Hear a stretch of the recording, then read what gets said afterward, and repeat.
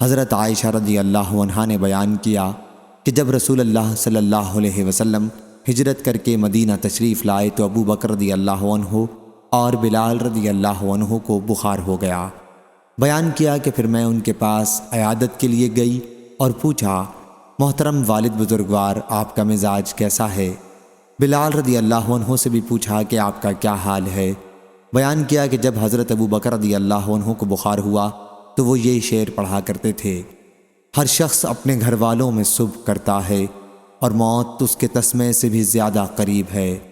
اور بلال رضی اللہ عنہ کو جب افاقہ ہوتا تو یہ شعر پڑھتے تھے، کاش مجھے معلوم ہوتا کہ کیا میں پھر ایک رات وادی میں گزار سکوں گا اور میرے چاروں طرف اذخر اور جلیل مکہ مکرمہ کی گھاس کے جنگل ہوں گے، اور کیا میں کبھی مجنہ مکہ سے چند میل کے فاصلے پر ایک بازار کے پانی پر اتروں گا، اور کیا پھر کبھی شامہ اور طفیل مکے کے قریب دو پہاڑوں کو اپنے سامنے دیکھ سکوں گا۔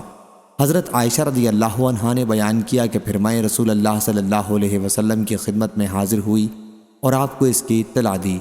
آپ نے دعا فرمائی کہ اے اللہ، ہمارے دل میں مدینے کی محبت بھی اتنی ہی کر دے جتنی مکے کی محبت ہے، بلکہ اس سے بھی زیادہ، اور اس کی آب و ہوا کو ہمارے موافق کر دے اور ہمارے لیے اس کی مد اور سا میں برکت عطا فرما۔